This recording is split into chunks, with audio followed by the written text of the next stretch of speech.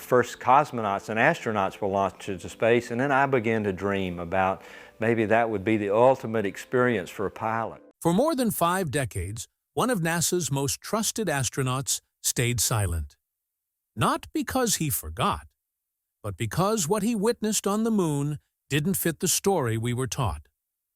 Charles Duke, the youngest human ever to walk on the lunar surface, and the very voice that guided Neil Armstrong's first step from mission control, followed every rule. He gave the official interviews. He repeated the approved narrative. And then he stopped talking.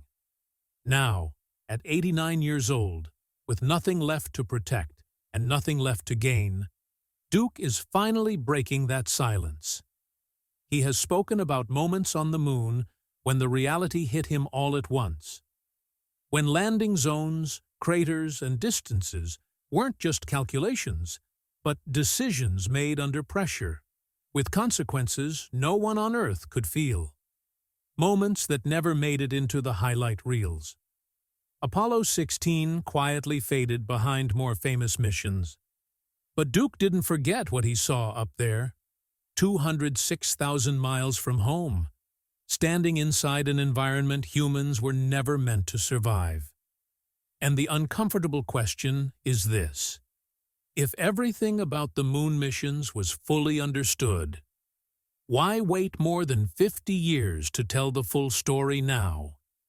Before we reveal the part of Apollo history you were never shown, hit like and subscribe. Because once you hear what Charles Duke is finally willing to say, the Apollo story is no longer complete. The invisible astronaut's dual vision. The funny thing about Charles Duke is that before he ever set foot on the moon, the world already knew his voice. Millions of people watching the Apollo 11 broadcast heard him speak from mission control in Houston with his thick southern drawl, steady but full of emotion. When Armstrong announced that the Eagle has landed, it was Duke who replied from mission control, acknowledging Tranquility Base and letting them know they had a bunch of guys about to turn blue who were breathing again. Armstrong's voice came through clearly. "Tranquility Base here. The Eagle has landed." Duke's response was immediate. "Roger, Tranquility. We copy you on the ground. You got a bunch of guys about to turn blue. We're breathing again." That single line made him part of history before his boots ever touched lunar dust. And yet, Duke wasn't the one getting the ticker tape parade. He wasn't the man planting a flag. He was the invisible astronaut, the voice in the background guiding giants while quietly waiting for his own chance. That dual role shaped him in ways few people appreciate today. Think about it. When you're Capcom, you are the lifeline between Earth and space. Every word you speak is filtered through the pressure of millions of viewers. Every slip or hesitation magnified. And for Apollo 11, there was zero room for error. Duke carried that weight in his voice, and when Armstrong and Aldrin touched down safely, he shared in their triumph, not as a passenger, but as a guardian. Duke's full transmission to Tranquility included his thanks, acknowledging they had copied them on the ground, and that the guys who'd been holding their breath were finally breathing again. But that role came with a strange psychological twist. Imagine being the calm guide who talks humanity through its greatest leap while knowing you're still stuck on the ground. You live the mission in your bones, but from the wrong side of the glass. Duke later admitted that the tension of those moments never left him. He wasn't just a voice. He was a participant who had to hold back the deepest urge to be there himself. That's what makes his later mission so unusual. Unlike Armstrong, Collins, or Aldrin, Duke didn't just carry the memory of walking on the moon. He carried the double vision of being both earthbound and moonbound, of being the one who steadied voices trembling in space, and the one who later heard his own voice echoing inside a helmet on another world. And here's the part that gets overlooked. No other living astronaut has quite this perspective. Duke is the only man who was both the emotional anchor of Apollo 11 and the explorer of Apollo 16. His words from Houston were replayed worldwide, his southern drawl recognized across continents. Yet he remained a name few could place to a face, invisible until he wasn't. In recent interviews, Duke has opened up about what that duality really meant. He said guiding Armstrong and Aldrin felt like being a father, watching his kids take their first steps. When he finally got to walk on the moon himself, he couldn't help but compare the experience. Duke described it simply: being on the moon and feeling the excitement, the wonder, the thrill, the adventure of it all. Seeing firsthand what he once only imagined from mission data and grainy video feeds. That contrast gave him an insight nobody else could claim. For decades, he kept most of these reflections quiet, overshadowed by the bigger names and louder stories. But now, in his late 80s, Duke is finally breaking the silence. And it matters because his story isn't about aliens or lost civilizations. It's about how being both the invisible witness and the hands-on explorer makes him the ultimate lunar guide. So when he tells us today that we missed something about the moon, it isn't just another astronaut reminiscing. It's a man with two vantage points finally stitching them together. But here's the cliffhanger. When Duke finally reached the lunar surface, what he saw wasn't what he had prepared for in all those long hours in Houston. It didn't match the simulations, the data, or even the stories Armstrong and Aldrin had brought back. His experience challenged everything he thought he knew about our celestial neighbor. And the question we have to ask is, what exactly did Charles Duke see on the moon that made him speak out now before time runs out? Visual revelations. What the youngest moonwalker actually saw. When Charles Duke finally stepped out of the lunar module on Apollo 16, he expected to see the moon exactly the way he had trained for. Gray dust, jagged rocks, and endless emptiness. But what hit him first wasn't the surface. Duke has spoken to audiences about the reality of space exploration, explaining that most people will never be astronauts, that it takes much training and dedication, qualities that are good to have. It was the sky, or rather, the absence of it. Imagine standing outside at night looking up at the stars. Now, strip the stars away. Strip the faint glow. Strip even the suggestion of atmosphere. Above Duke's helmet wasn't just darkness. It was a black so absolute it felt like falling into nothing. He called it an incredible contrast. The deepest black sky against the almost blinding brightness of the lunar surface. Photographs never captured it, he said, because no camera could balance that range. To the human eye, the difference was staggering. That revelation stuck with him for decades. On Earth, your vision adjusts between shadows and sunlight. But on the moon, the sharp divide never faded. Every boulder looked crisp, as if etched with a knife.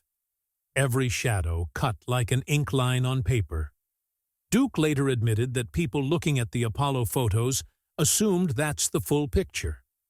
In truth, the cameras flattened what was overwhelming in person. What he saw was a reality no photograph could honor. And here's the twist that still surprises people. They couldn't even see Earth. The most iconic image we think of, the blue marble hanging over a barren horizon, wasn't visible at all from where Apollo 16 landed. The Earth was directly overhead, positioned out of sight. Duke explained that if he tried to look up, all he saw was the inside of his helmet. The suit design blocked the very view most of us imagine as the highlight of being there. Think about that. Humanity assumes every moonwalker spent hours staring at Earthrise. Duke later reflected on what truly changed his life, saying that even little children can walk with God, and that the walk on the moon didn't change his life, but the walk with Jesus has changed his life. Overwhelmed by the beauty of home hanging in the void. In reality, Apollo 16's crew couldn't see it without craning awkwardly backward, which was impossible in the stiff suits. Duke said it bluntly. Looking straight up, you were looking at the opaque side of your helmet.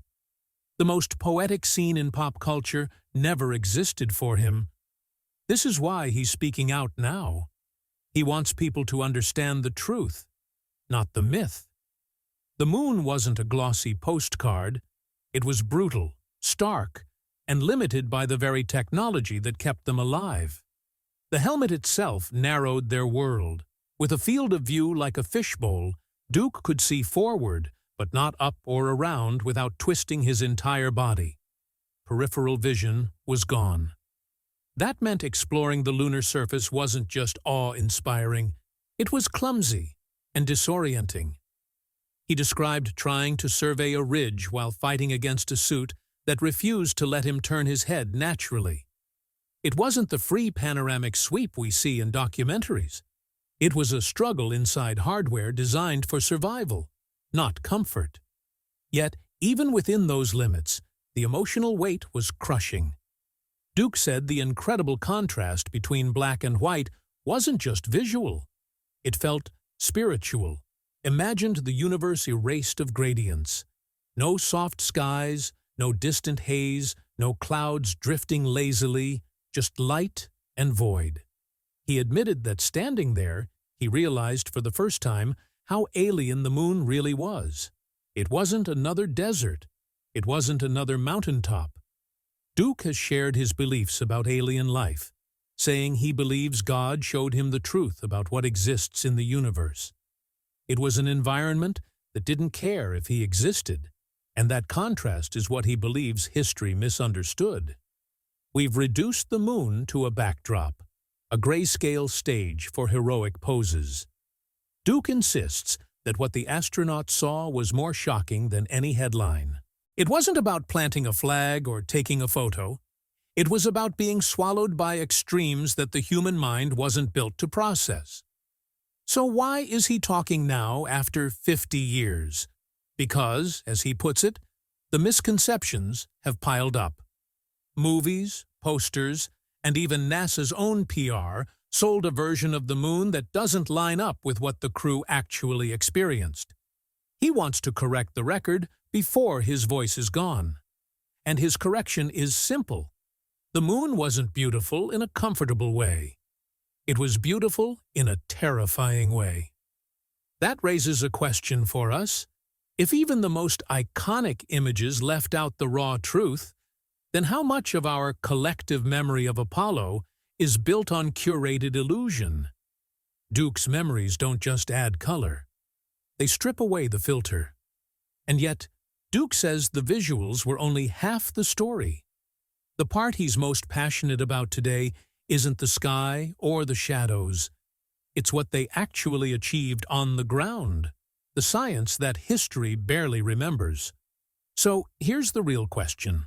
What discoveries from Apollo 16 have been buried under the glamour of footprints and photographs? And why does Duke believe they matter more than the images we celebrate? The Forgotten Mission, Apollo 16's Hidden Scientific Triumphs. While the world still obsesses over Apollo 11, the first step, the flag, the grainy broadcast, Charles Duke never forgets that Apollo 16 quietly pulled off achievements that changed lunar science forever. The problem? Almost nobody remembers them. And this eats at him because what he and John Young did wasn't just following Armstrong's footsteps. They built something new, something history almost buried. Take this. Apollo 16 set up the very first telescope on the moon. Not in orbit, not on Earth. Literally planted on lunar soil. A far ultraviolet telescope designed to capture light blocked by Earth's atmosphere. For the first time, humanity looked at the stars from a platform with no air, no distortion. Duke later called it a window into the universe that no observatory on Earth could match, a milestone most textbooks barely mention. And the mission wasn't short. Duke and Young spent 71 hours on the surface, nearly 3 full days, longer than many other Apollo crews. They weren't sightseeing. They were working, driving the lunar rover across 16 miles of rugged terrain, hammering rocks, drilling cores, and hauling back material. By the time they left, they had collected 209 pounds of samples, some of the most geologically diverse ever retrieved. Even today, labs are still analyzing pieces Duke carried home. What makes this even more impressive is the instruments they hauled along. Apollo 16 carried X-ray and gamma-ray spectrometers to map the moon's chemical composition. These weren't gadgets. They revealed hidden fingerprints of iron, titanium, and magnesium, clues that reshaped theories about how the moon formed. Scientists still cite that data. Yet, when people talk about Apollo, it's 11, 13, maybe 17. 16 slips through the cracks, and Duke feels that sting. He's admitted Apollo 16 deserves more than a footnote. Duke explained the technical side, noting that the computer system had a set compute cycle, so it queued up the jobs efficiently. He knows it lacked the drama of Apollo 13's near disaster or the romance of Armstrong's first words. But in pure science, it was unmatched. His frustration is simple. If we forget the science, we've missed the very point of risking lives to go there. Still, Duke wasn't just a scientist. He was human, trapped in one of the harshest places imaginable, finding ways to break the tension.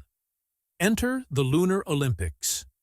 During downtime, Duke and Young tried hopping like high jumpers. Duke managed a leap that sent him flying higher than expected, and when he landed, he fell backward. It could have been fatal. The backpack life support wasn't built for crashes. He later admitted it was stupid, but it reminded them they were still men, not machines. Even in lighter moments, Duke never lost sight of the mission. Every rock bag, every mile across the Descartes Highlands added to knowledge still reshaping planetary science. And yet, documentaries recycle Armstrong's footprint, Aldrin's salute, Lovell's radio calls. Apollo 16, one of the richest in discovery, barely rates a mention. That's why Duke has become more vocal. He's spoken out, given talks, and pushed museums to showcase Apollo 16's contributions. He knows time is short. He wants future generations to understand Apollo wasn't just flags and politics. It was unlocking secrets hidden in dust and stone. And here's the kicker. Some of Apollo 16's data is still being reanalyzed today, half a century later. In a sense, his mission is still alive. This leads to the tension defining his final years. Duke doesn't just want to celebrate Apollo 16. He wants to defend it. Because if Apollo 16's triumphs can be overshadowed, what happens when people start claiming the whole thing never happened at all? The Truth Defender, Duke's modern mission against denial. At 89 years old, Charles Duke has taken on a mission he never expected. Not another flight, not another technical challenge, but a fight for truth. After decades of relative quiet, Duke now finds himself confronting people who insist the moon landings never happened. For him, this isn't about ego or proving anything personal. He knows where he's been. He knows what he did. What troubles him is the growing denial of an achievement that once united the entire world. To Duke, it feels like history itself is under attack. In recent years, he's been approached by outright deniers at public events, people who look him in the eye and say, Apollo was fake. One of those encounters was captured on camera. Duke didn't argue. He didn't raise his voice. He simply said the truth. I was there. And when he says it, it carries a weight no comment section ever could. This is the man who guided Neil Armstrong during the first lunar landing from Mission Control, and later became the youngest human to walk on the moon himself. That perspective can't be replicated. It can't be Googled. Still, the denial stings. Duke has admitted that it frustrates him deeply that more than 50 years after one of humanity's greatest accomplishments, people casually dismiss it as a hoax. He doesn't brush it off. He takes it personally. Because when someone denies Apollo, they aren't just questioning NASA. They're dismissing the fear, the risk, and the courage of the men who climbed into those rockets knowing there was no guarantee they would return. That's why Duke pushes back, not with anger, but with lived experience. When he talks about landing on the moon, he recalls the overwhelming moment when calculation gave way to reality. Craters everywhere.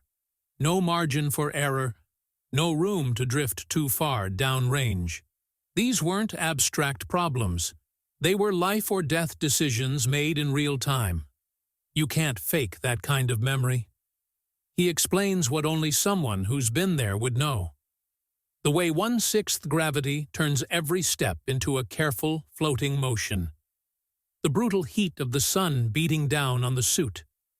The absolute silence when communications paused.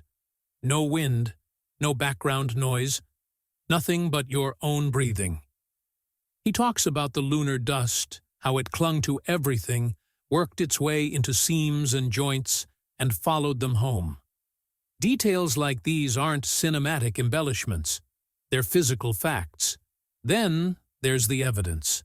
More than 800 pounds of lunar rock collected during Apollo missions, still studied in laboratories across the world. Their chemical makeup doesn't match anything on Earth. No backyard operation, no secret film studio, no conspiracy could fabricate that at scale. Duke doesn't argue this emotionally. He lays it out plainly. What makes his voice especially powerful is his unique vantage point. Duke wasn't just an astronaut on the moon. He was also Capcom, the communicator in Houston during Apollo 11. He saw the missions from both sides, the calm, tense voice guiding landings from Earth, and the human being standing on another world. Very few people in history can claim that. Fewer still are alive today. That makes his testimony irreplaceable. Over the past year, Duke has stepped forward more than ever before. He's spoken at schools, appeared in interviews, sat for long conversations with museums, and joined podcasts aimed at younger audiences. He knows time is against him. Out of the 12 men who walked on the moon, only a handful remain. When they're gone, Apollo will move from living memory into history books. And history, if left undefended, can be rewritten. That reality weighs on him. He's said openly that he feels responsible for making sure the truth survives him. Not as nostalgia, not as legend, but as fact. Apollo wasn't mythology. It was engineering, courage, and risk. When Duke speaks now, there's a sense of urgency. He understands that deniers may never disappear completely. But if his words reach one classroom, one student, one late-night viewer scrolling through videos, then the effort is worth it. If someone walks away knowing Apollo was real, he's done his duty. At the same time, Duke isn't stuck in the past. He's deeply interested in the future. He talks about Artemis with genuine excitement, seeing it not as a reboot, but as a continuation. In his view, the moon was never meant to be the final destination. It was a proving ground. What humanity learned there was always meant to carry us farther, to Mars and beyond. He also speaks more openly now about mortality. At nearly 90, he knows his time is limited. He wants his grandchildren's generation to inherit a clear, honest story of Apollo, not twisted into conspiracy, not reduced to internet arguments, but understood as the foundation for what comes next. He hopes that when they watch new rockets lift off, they'll see a direct line connecting back to the footprints he left behind. The prologue, not the conclusion. The real question isn't whether we went there, it's whether we still have the courage to go further.